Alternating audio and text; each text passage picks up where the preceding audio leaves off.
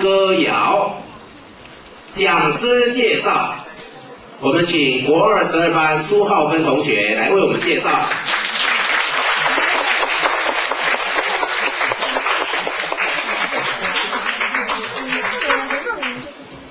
各位老师、各位同学，大家好，我是国中2年12班的苏浩芬。今仔日是咱大家期待足久的文学营，虽然讲一定等半年才开始来举行，但是相信咱的心情嘛是都同款的快乐。今仔日咱邀请到真侪作家，其中第一个所要介绍的就是咱的客家老师董庆祥老师。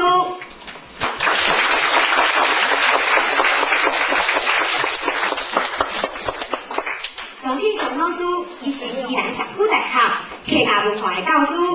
伊有教育部客家文化教师的认证甲合格。那安尼，伊阁是南门堂树顶雅集2号的头手贤。上重要的是，伊阁会晓太极气功。来，全力发挥，金家独立，向如意合掌。我已经回去啊啦，今嘛请咱的董庆祥老师来甲咱介绍一下。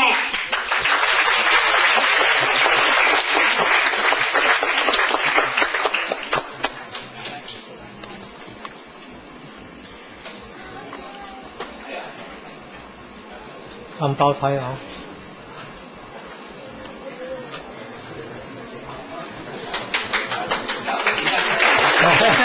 按包胎。双胞胎，2位才女双胞胎。可以。好，热烈掌声迎接童庆祥老师。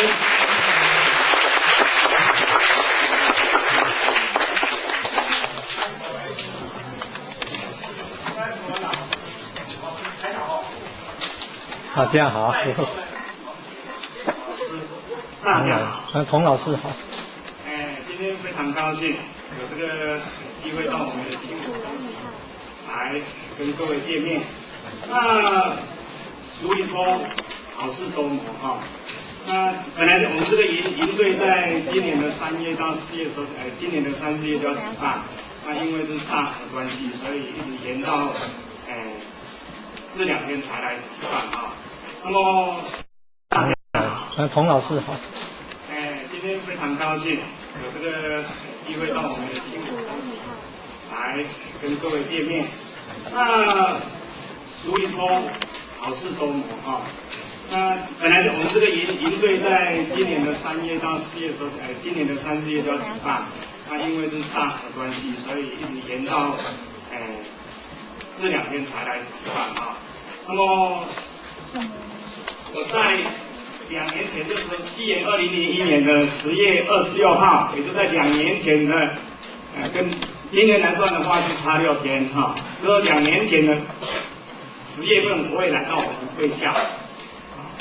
那么，所以今天这次回到我们新国中学啊，感到非常的亲切，好像是回娘家一样。那么我这次回到我们新国中学来，除了说有两个原因，主要的原因就是说，第一个，我被我们贵校的这个师生的这个热情所感动啊。我们新国中学的同学听到说我们要从宜兰来，看这个卡片啊，我们今年现在应该是升上是国二12班同学有寄了好几张卡片来我非常感动，师生都非常热情那另外就是我们受到这个李彤老师的影响李彤老师他讲他说你不去的话我也不想去了。因为宜兰到我们新营来那么远，我说那我不去的话，他不来的话，那我这不是这个是真的这个罪人了我担当不起，所以我就很乐意的我说那我一定去。所以我这一次能够成行，那可以认识李彤老师也非常好，认识他可以。第一个，我们可以到这边来跟各位结朋友。第二个，广拿讲这个然后闽南语说一江一个广拿讲这个说我来了，跟着他吃吃喝喝的哈，有吃香喝辣，全省走透透。我跟他在我们台湾国内他有很多演讲哈，那我有空的话，我大概都会会跟着他。所以有人有人跟我讲说我是他的左右护法，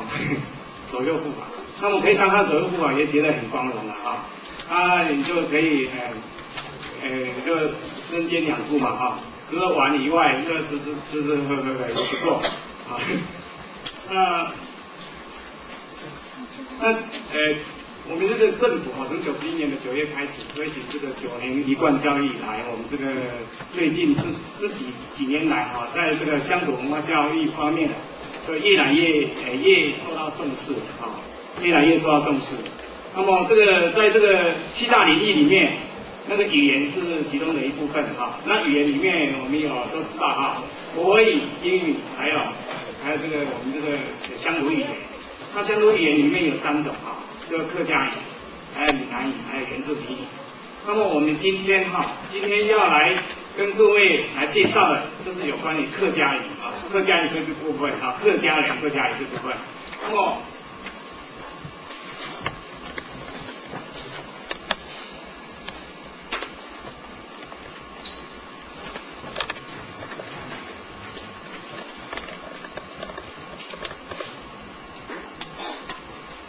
那么我们今天大概就说今天各位同学可以看你们那个参考资料里面就我今天大概主要的这个100分钟里面有4个单元第一个是介绍各从何处来这个哈克HAKKA 哈卡是什么意思这个要跟各位解释一下，因为那课程还没开始以前，我想要了解一下各位同学在座的各位同学或者是老师。会讲客家话的请举手好不好？或者是自己是客家人，或者是客家人他现在已经不会讲了，你家里爸爸妈妈还在讲客家话，可不可以麻烦举一下手，我了解一下看看？有一位真不简单那么2位里面才1位，是西宝2位。那因为那这么样这个客家话对我们同学来讲，可能是会感觉到很陌生客家方面，大概各位同学大概想要了解说，那个客家跟我们闽南跟到底是有差别在哪里那我想到今天就利用这个100分钟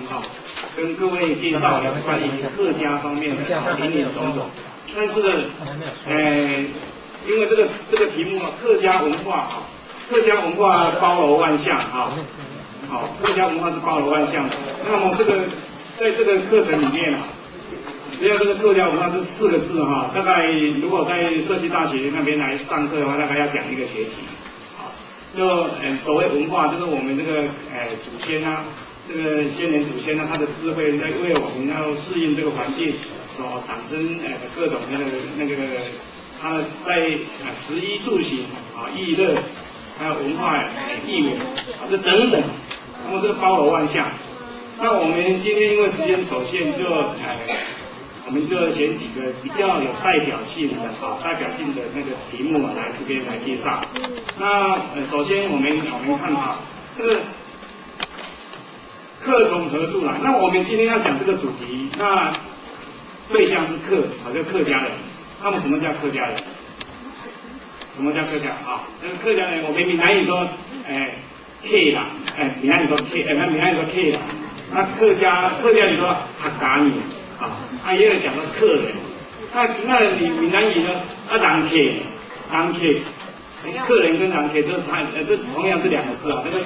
顺序颠倒，那个意思是不一样的那这个 HAKKA 哈卡哈卡是这个英文字这个哈卡那我们现在讲说你如果说这样，我把它翻成说哈克哈克。那你哈克的话，那我们现在不是有流行一种说我要哈日哈洋哈西洋哈日。那我们今天这个100分钟我们就来哈克对我们的客家这一部分来哈克那么我们就客人，那简单的说，为什么叫客人？这客家人他是如果说照字面来讲的话啊，克，啊，你为什么你会克？就是说你是来做客的啦，你是比别人后到，一定有人比你先到，那你是人家是什么那个是先入为主啊，后来为客啊。如果按照字面上哈，按照字面上讲是说客居他乡而以为家啊，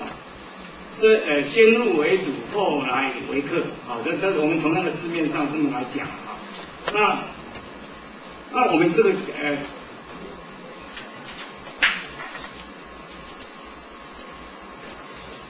根据这个历史学家的研究哈，我们这个客家人哈，这个客家人从这个他的来源啊，他是居住在我们中国的这个中原地区哈，中国中原地区就长江黄河一带哈，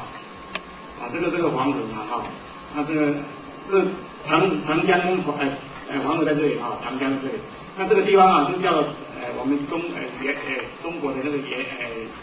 中原啊，中原。那么他这个客家人的祖先啊，他起先是从这个中原这一带，他本来就在这个中原的地带。那么他经过这个好多次啊，就总共大概在研究上大概把它分成5、6期啊，就从那个宋朝啊、元朝、明朝那一路下来，他从这个中原的地方，那么就一直南迁，因为兵荒马乱哈，他为了要求安定，他就从这个中原地方就分批的啊，一次一次的这样从这个中原地方这样南下，那么下来到哪里呢？那下到这个我们那个福建嘛，闽嘛哈，那还有江西哈，这个江西还有江西、广东好，那么这个客家人呢，他从这个中原地方搬到这个南部来以后，就在这个闽西跟赣南还有粤东这一带啊，这个三角地带啊，它就形成了一个客家民系哈。这个1000多年下来以后，它在这边就形成一个客家民系。那么这个客家民系啊，这个人数大部分都是集中在这一带哈，这一带。那么这里的客家人因为环境的驱使，这个人口越来越多以后，那么他还有跟这个附近这一带还有我们说闽南人啊，闽南其实我们一般讲到河洛的人哈，河洛人或者福佬人，那闽南人现在有一些学者他们的看法是说，闽南人并不是说能够代表，因为客家人应该老实讲可以叫闽南人，也有这种争议啊哈。那一般我们现在讲说河洛语啊，河洛语或者福佬语，那闽南语的话。这个还是有点争议哦。这个就讲说，闽南人就是河洛人，这个也有这一方面的争议存在哈。那么他跟这个闽客之间啊，这个种族之间啊，总是会有一些摩擦。那而且另外就是说，你要为了我们都会往好的那个生活去追求嘛，那么他就会从这个他从这个赣西赣南、粤东、闽西这一带哈，他就移民到在这个大概这个西元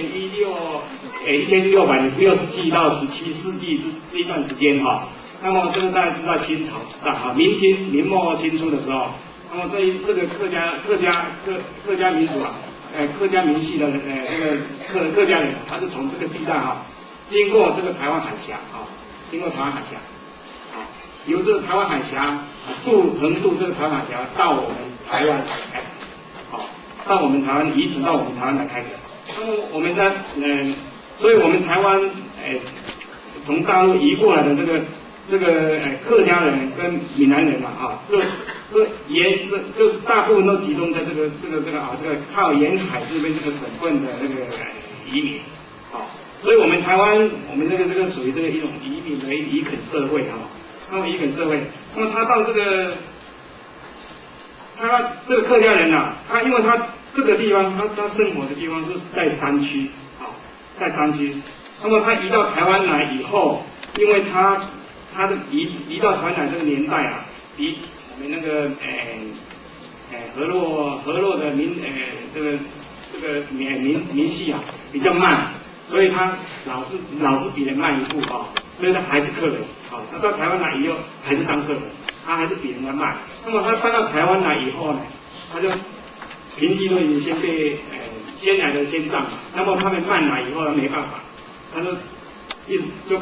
搬到这个靠近山路的地方，好，在台湾山区山路的地方，那么这个靠近这个山林线啊、山路山区的地带，那么这样就在这边发展，那边垦殖也定居下来，那么他这个，因为他原来在这个大陆，这里在这个这个地方啊，因为它属于山区哈，它本来就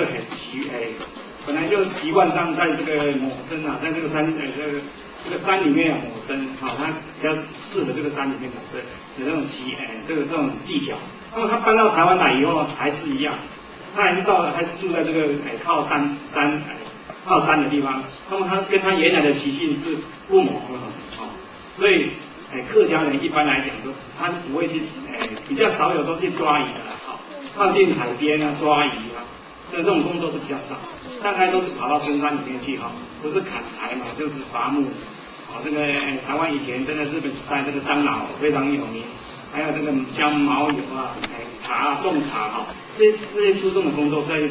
比较靠近山区哈，这就有客家人在做这个工作是占了很大的一个分量的哈。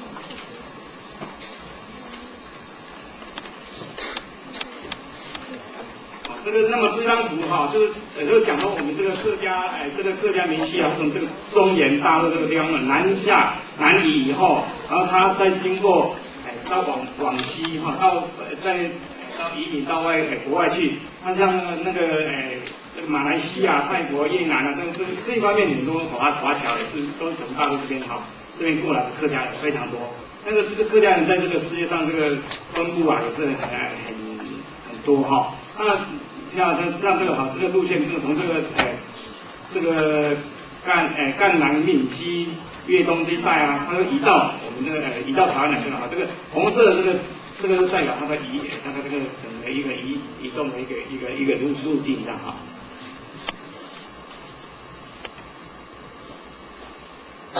那么它移到我们这个台湾宝岛来移垦以后，大概我们现在介绍一下说这个客家人哈。在我们台湾的大概的一个分布哈，那么客家人在目前来讲，大概客家民系的大概有，依据调查，这个可能数字上是有一点争议哈，都没有说一定很那个准确度怎么样100%没有影响哈，这个大概哈，说大概有400到500万人在台湾，现在目前，也有号称也有讲到350万到400万，也有号称400万到500万。那么这个人数大概占我们现在目前2300万里面的大概15%到20%。它仅次于我们那个河洛民系的哈，河洛民系大概再加上我们原住民，还有那个从大陆撤退以后来到台湾的，这么加起来哈，它在客家民系大概占20%，顶峰大概占20%哈，大概有400万人左右哈，大概这个数字大概有这个概念讲哈，大概占20%，占台湾人口哈。那么它在台湾人口里面，它整个一个大部分的一个分布啊，就它怎么来区分哈？怎么来区分？那我们就以讲这个客家话这个腔调哈，讲客家话这个腔调来区分。那么我现在举一个例子哈，就是说我们台湾这个客家人啊，他也有很多腔调。从大陆过来的时候，因为在这个大陆原乡啊，它本身那个腔调就非常多，客家语里面那个腔调就非常多，所以到台湾来以后，我们就根据这个腔调的区别哈，在台湾那个分布啊，把它大概就是概率上的把它一个分布上的一个区别哈，那假设说我说大家好哈，大家好，开闸后，这个腔调是属于四线啊，就大陆那边四线腔啊，以腔调来分的话，这个叫四线腔。那海大哦，海大哦，这个就是海陆风，海陆腔，好，这个是海陆。刚才那个是四线，另外有一种，那个叫做大埔腔，大埔腔在我们台湾这里是在属于中部的那个东势那边哈，新社东势，这一带就叫大埔腔哈。那也有饶平腔，好，那诏安枪，那么为什么这个所谓这个诏安啊、饶平啊、大埔、海陆四县，那么这个是根据这个，就依据那个在大陆上的它那个地名哈，那个地方，四县就是那里有4个县嘛，那个4个县，那根据它地名的来的腔调不一样，那么来区分的哈。那4县腔，在我们台湾来讲，大概以那个桃竹苗哈，桃竹苗这个北部哈，就北部我们台湾的北部，就这个这个是苗栗嘛哈，苗栗新竹、桃园、台北，那桃竹苗这一带哈，这里它其实这个地方应该是要漆跟这个颜色是一样的，这个地方这个错了哈，说桃竹苗这个苗栗跟这个桃园这一带啊，这个是属于4县腔啊，4县腔的特语系。那么还有这个南部屏东、高雄、台东，这个是讲4县腔的啊。那么在海陆方面，就也是集中在北部，因为北部这个桃园、新竹跟苗栗啊，是属于我们台湾省，我们国内台湾的那个客家民系里面的一个大本营，就在这个北部啊，大概现在人口最集中的大概就在客家人口最集中在这个北部啊，还有一个是这个南部的高铁地区，这个是比较集中的部分。那么海陆的部分呢，是在新竹哈，新竹还有桃园。还有宜兰有一部分，还有桃园、台东一部分。那么大埔就是刚才讲的啊，这个台中啊，这个台中这个东势啊、新社、神冈啊，有这一带啊，新社石冈啊，那么这个饶平在新竹苗栗也有，还有中立也有一部分。那诏安的话，那个云林啊，我们云林这属于中南部的，云林伦贝一带有诏安课。那么我们这个在大陆哈，那个它的滇州哈，大陆的那个嘉应州跟滇州是属于客家纯客家的。那么其他的那个漳州、泉州，还有潮州、贵州、滨州、潮州、贵州，那么这个是属于闽南跟客家是混合区。那么他这个由这个区域进来的人，他移民到台湾以后，他们也讲原来他们自己的母语哈，自己的腔调。那么所以说依据这个腔调，在我们台湾啊，这样把它分下。但是苗栗像说苗栗这边讲4县话，那么苗栗那个竹南哈、后龙啊，比较靠海的，靠海边的话，那个竹南、后龙、通霄这一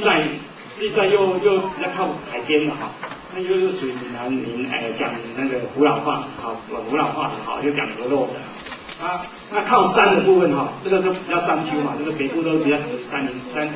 丘陵地，那么这个都是客家人。那么客家人他就集中在这个比较内山的部分啊，比较靠海的部分大概都是讲河洛语。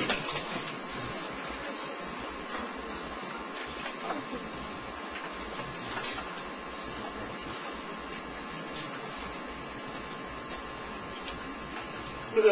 我们这个客家族系在台湾的分布，大概以上那个这样介绍哈。那么介绍再下来哈，我们刚才我们也介绍说，这个客家文化这个内涵是包括项目是非常的多哈。那么先从这个吃的方面来讲啊，吃以民为天，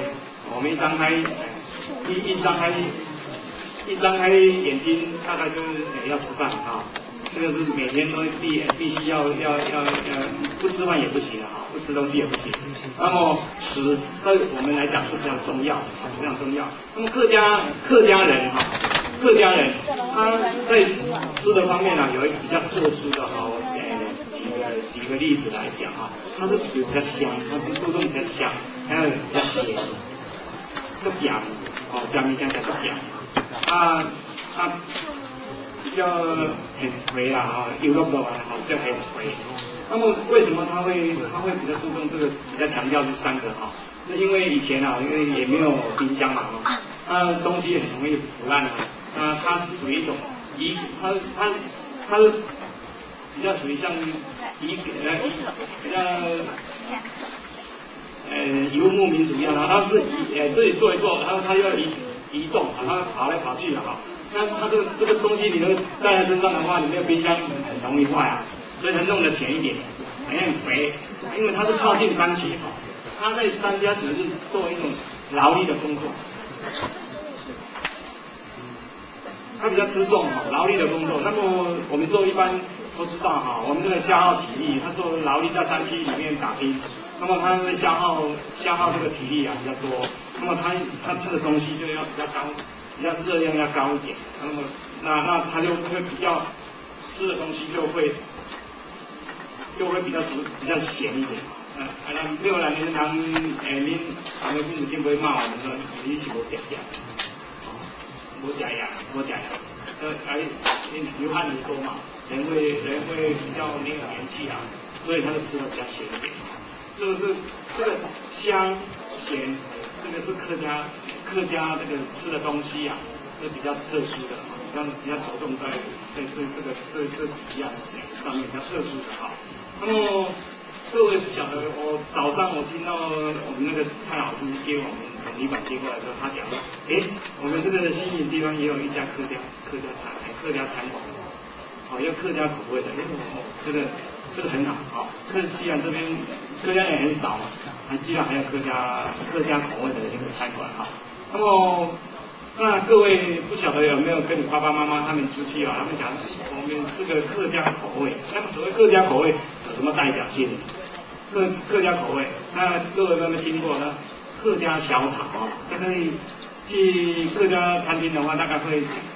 点这一道菜。比较值得介绍就是说，它有那个板条哈。你如果到北部去的话，南部这边比较少。如果到新竹苗栗那里你们去玩的话，那你们一定要去吃哈，客家人那个板条。龟啊，还在那个面条上比较宽一点啊，很好吃哦，那叫板条这边也有，可以去尝一尝啊，那个客家的板条麻糬，假设那个麻糬是这个是客家人这很独特的很独特啊，就是他有遇到什么喜庆啊、机会啊，像我们今天这种场合哈。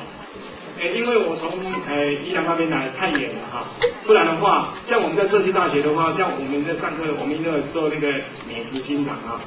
我们都带材料去让大家一起做。像今天这种场合的话，一定有麻糬可以吃哈。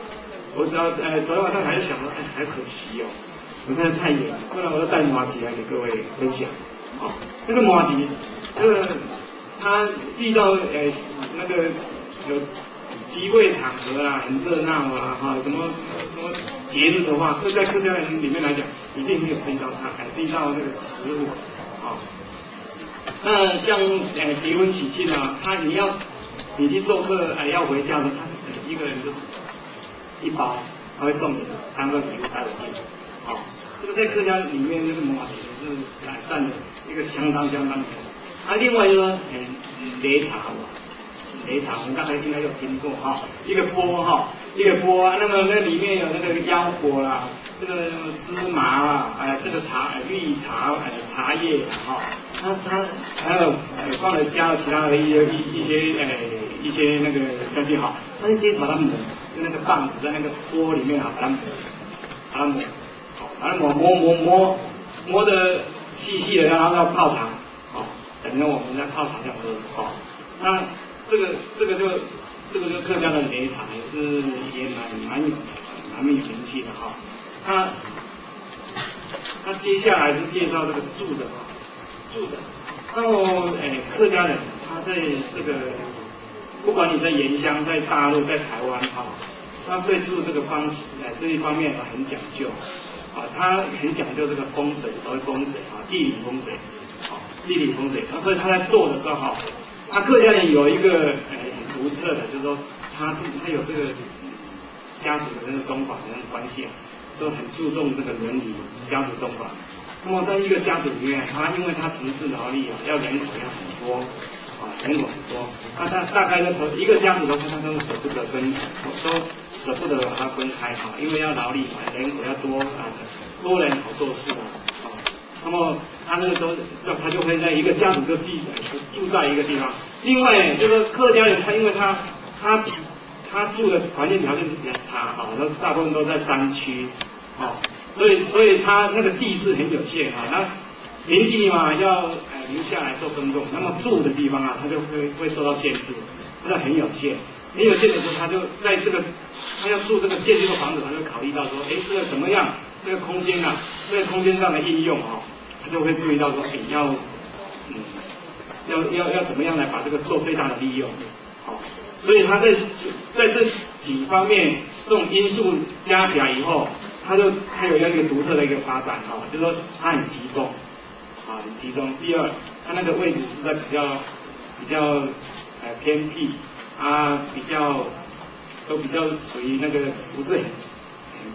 平坦的那个地形上当然还有人口集中家族都集中的集中。那么它这个，那我们现在来介绍他住的就是像这个是福建永定这个是我们大陆那边永定的那个一个他那个这个房子这个台北市这个以前我再来跟各位介绍说，他这个客家人在住的这个房子的这个安排上它有很多种所以一条龙就是说一列一间一间像我们教室，像我们新国中的这个教室叫一列，那个叫一条龙那有三合院就是说像摸字形的那三合院也有围屋围龙屋围屋，就是四方面都有的，那么围起来就叫围屋。它为什么会有这种构造它这个除了这个一条龙三合院围屋以外，它还有发展成说这个叫土楼这个这张我们这个幻灯片这个是土楼，就是大陆的福建永定他们这个土楼它这个房子是用木头跟那个泥土来做的那么它这个叫土楼这土楼它有很多综合体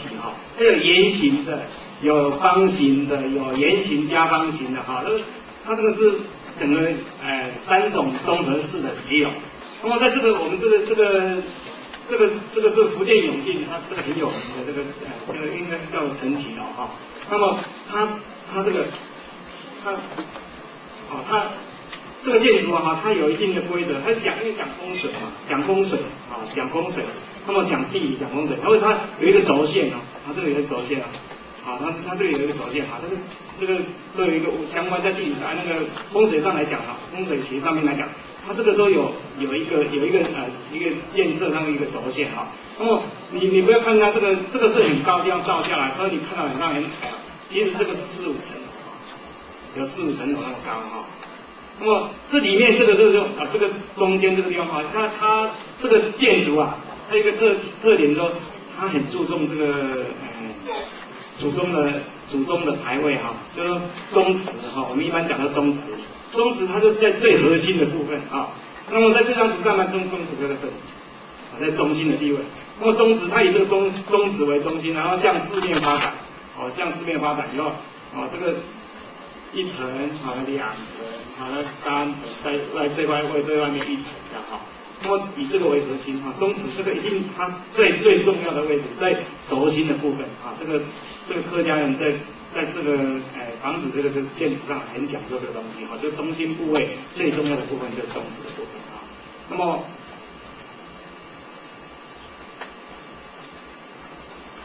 这个也是一样，这个外面这个是圆形的，那么这个就是围龙屋中间的部分这个是中间部分。那这也是好几层这样复合式的这样一日的构造，这是广东新营。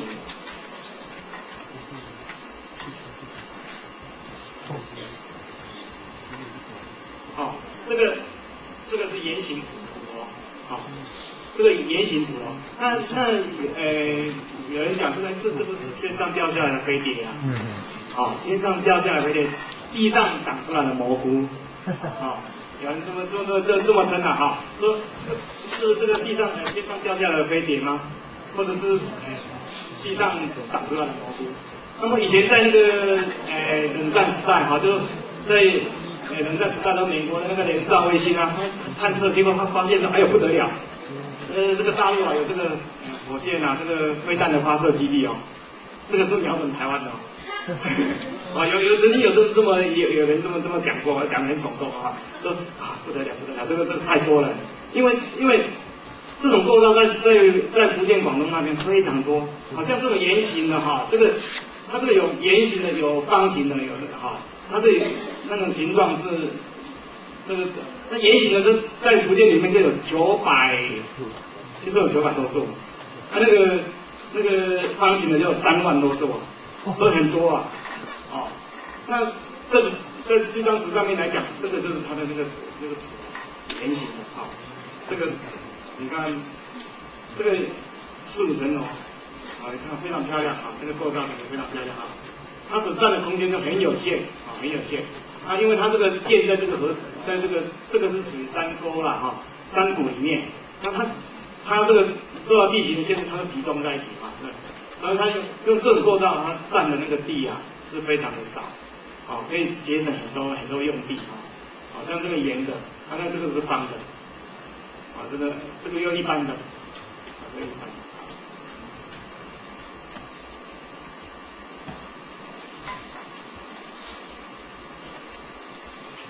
这个也是一样哈，这个也是一样，这个也是方的哈，这个是围屋啊，这个是四合院，中间这个地方是四合院。那么在这一张图来看啊，这旁边这个是圆形的哈，那么它这个主堂应该在这里，啊，在这里。那它从这边进去嘛，这个门从这边进去，啊，从这边进去以后，它主堂应该最重要的一个在正门的地方啊。那这个就是在大陆的。那在我们台湾来讲。哦，刚才我们介绍这几张哈，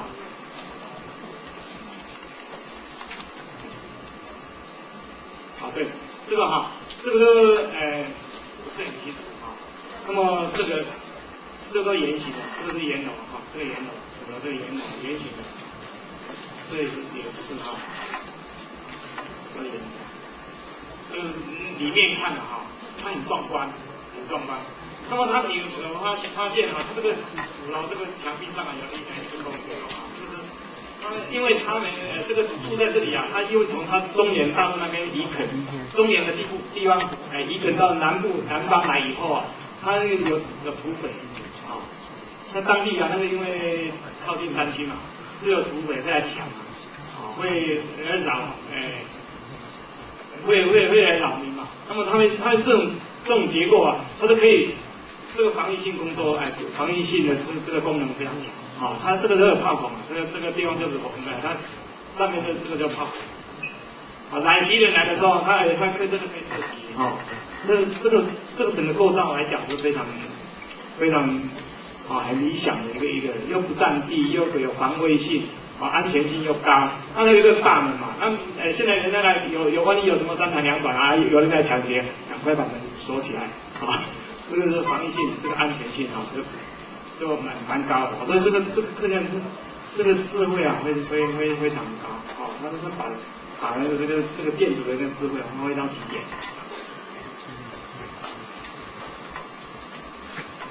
啊，这个是方形哈，这个是方楼，啊，这个是方形的方楼。像这种在福建，就光福建省就有3万多座。那么它这个哈，它刚才我们看那个圆形那个承启楼哈，移经楼，它你不要看那个一个看起来图面上还是很小，其实它那个直径大概有差不多70-80公尺啊，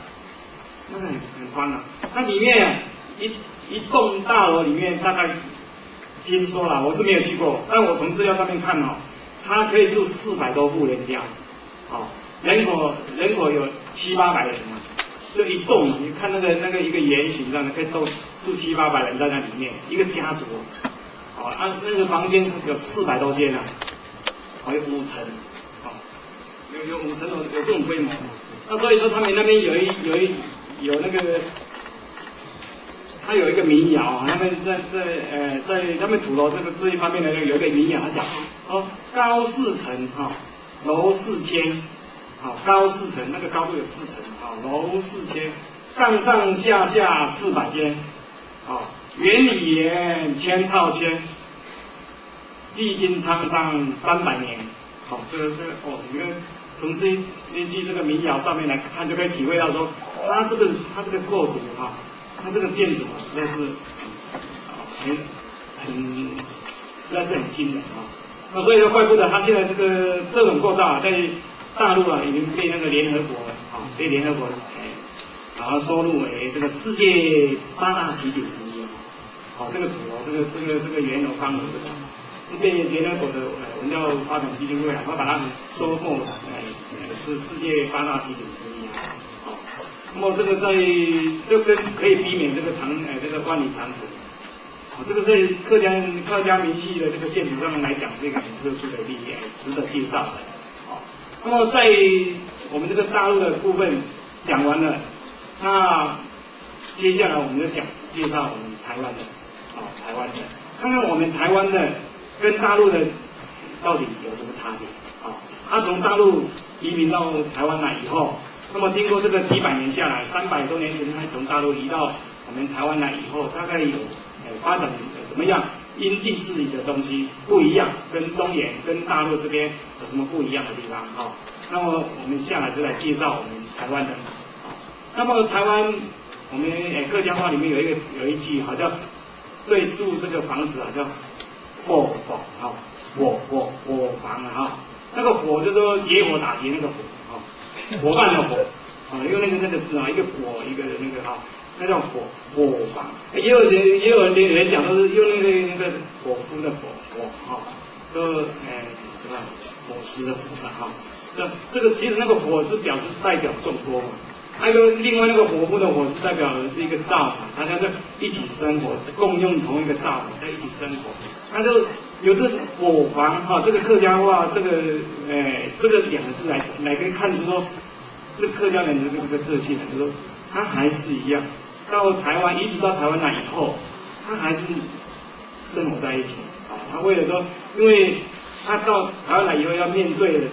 周遭的环境的变化还有这个整个那个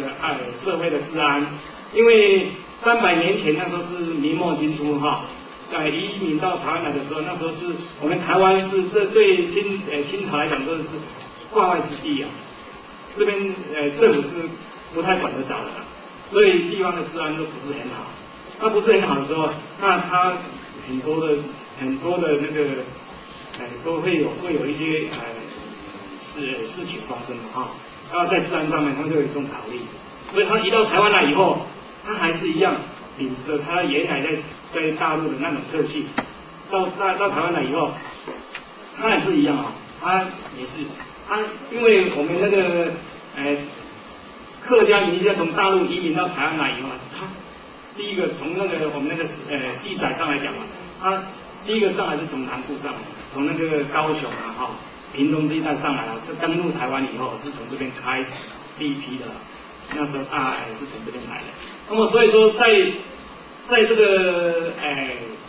到台湾来以后，它发展以后就还是一样，在南部的地方中南部就是高屏美浓高屏美浓六堆，屏东高雄六堆这一带的客家人，他的住的房子很多很多，还有那个叫我们那个刚才讲了介绍说，有围龙有三合院，有围龙屋有那个四合院，那个一层一层一层一层的那个。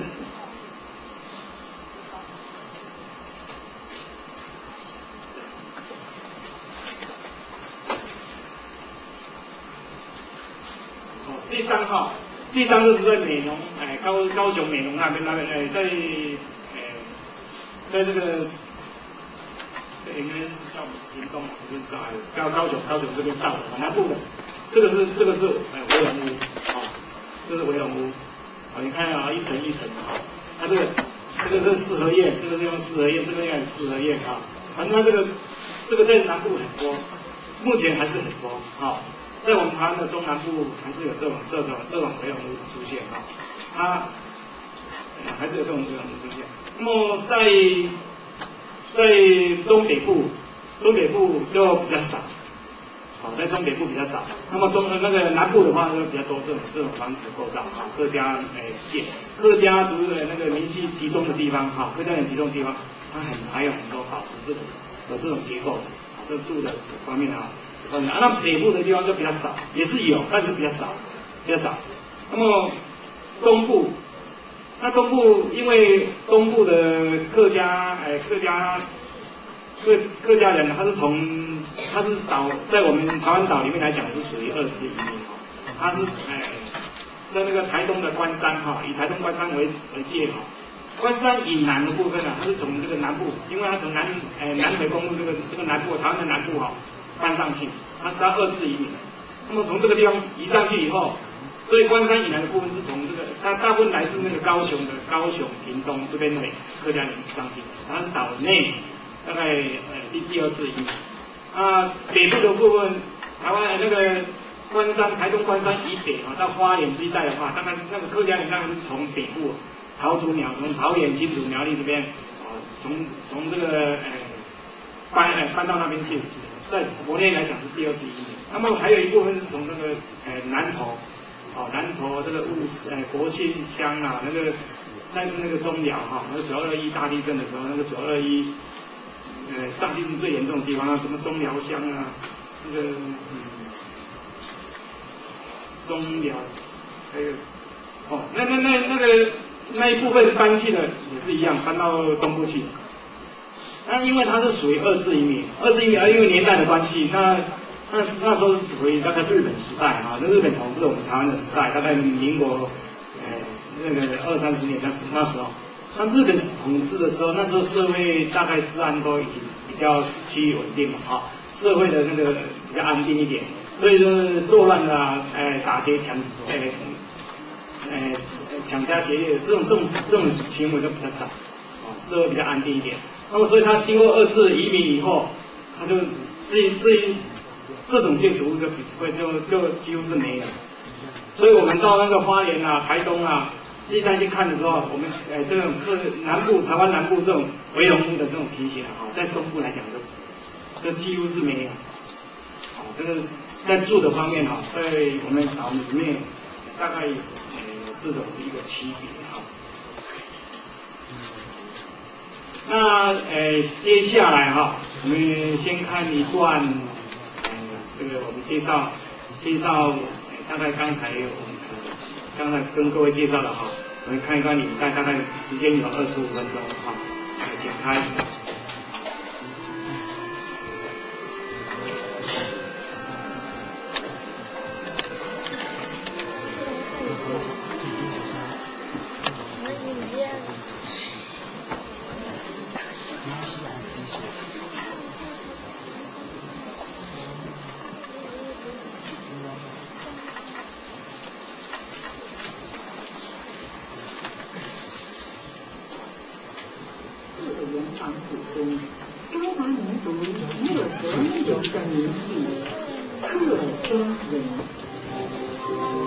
他们承传了中原文化，弘扬着民族精神，创造着辉煌业绩，显现着特异风采。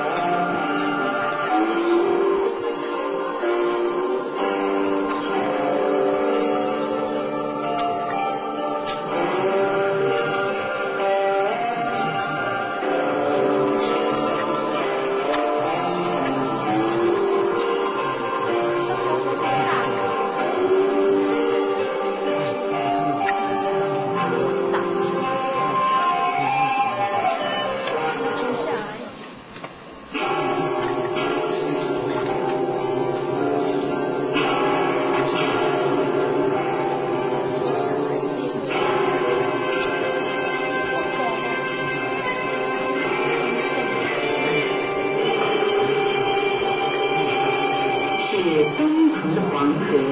是广袤的中原大地，孕育了古老的中华民族这条巨龙。伟大的民族文化哺育着一代一代龙的传人。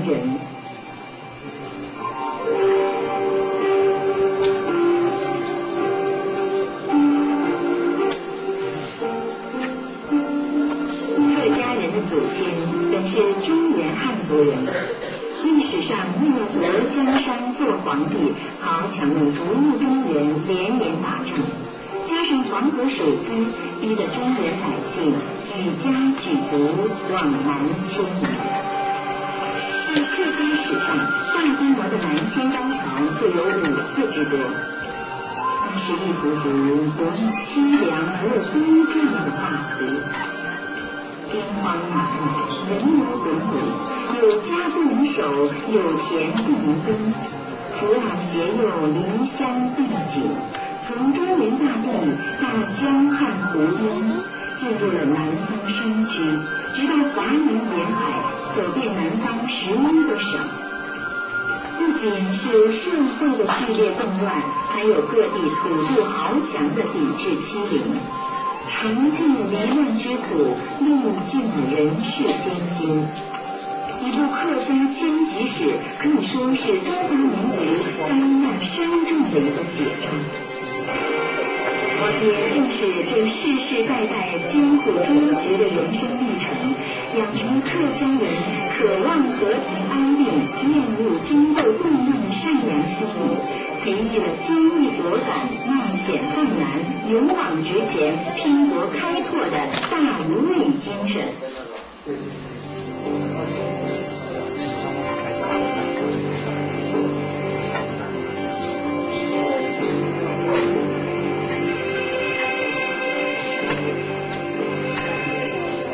客家先民进入赣南、闽西、粤东山区，在这里形成了最具特色的客家民系，至今还是客家人主要的聚居地区，被称为客家大本营。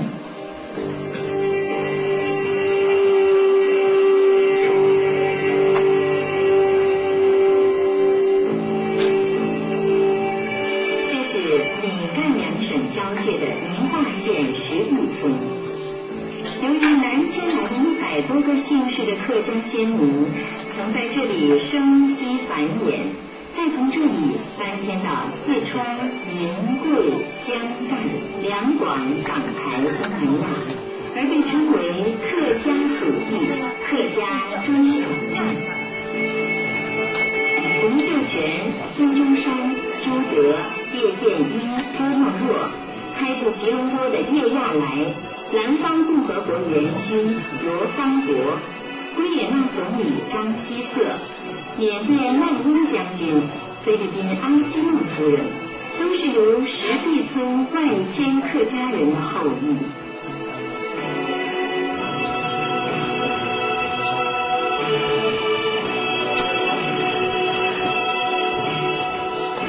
世世代代的客家人，在几次被迫南迁的万里奔波中，在南方山区的开垦耕作，乃至异国他乡的艰苦创业中，在抵抗豪绅官府的欺压，直到抗击外族入侵的斗争中，十分重视血缘亲情，依靠的是家族群团的力量。他们聚族而居，生死相依，因此客家人家族观念十分强烈。光宗耀祖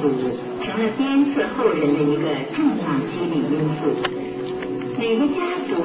都培养出了一代一代的忠义之士、杰出人才，都可以编出一部悲壮而光明的奋斗史。共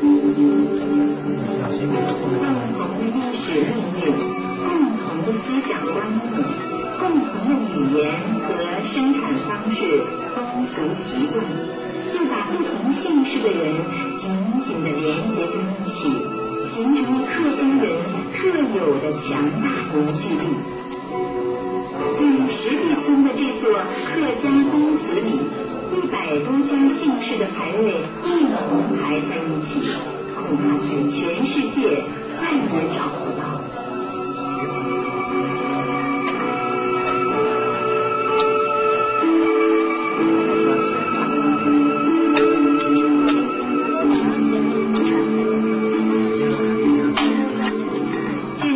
建在福建省上杭县缅田镇的李氏大宗祠，发源于甘肃陇西，曾经出过李广、李白、李世民的李氏，称得上是中国最显赫的家族之一。这座占地5600平方米的雄伟祖祠，是为纪念李火德建造的。他是李氏家族迁到福建的第1代。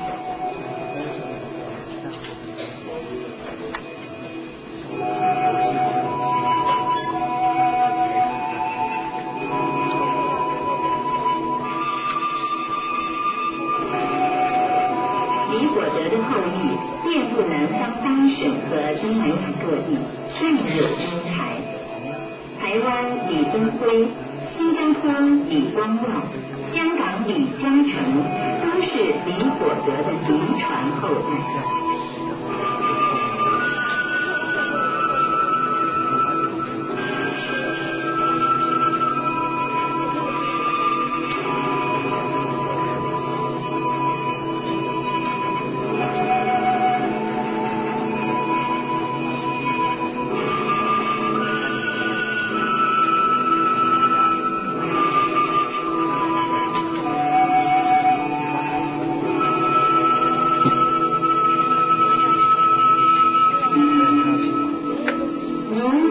规模宏大，典雅堂皇，加上大门上那副对联，可见客家人中的这一支有多么兴旺发达。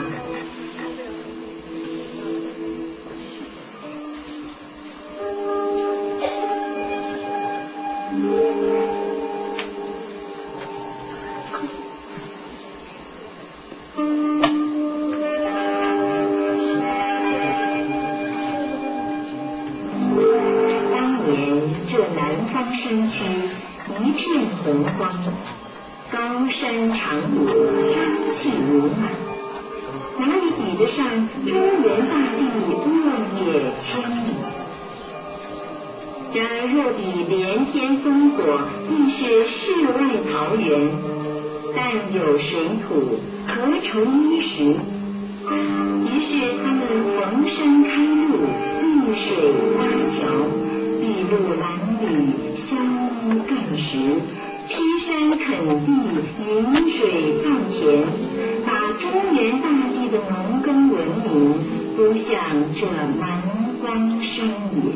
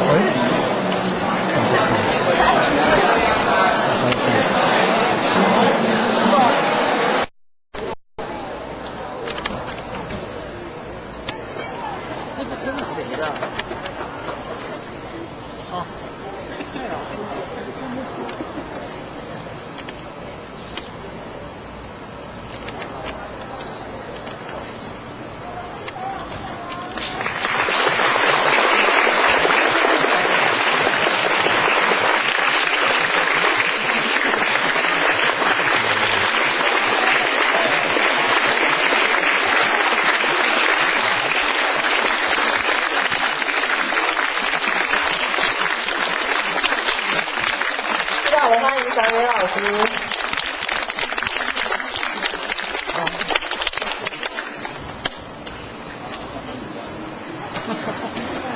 是呢，接触到先生的时候呢，我是在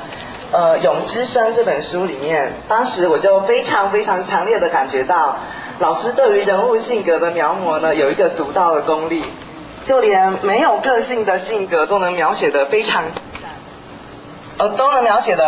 精湛。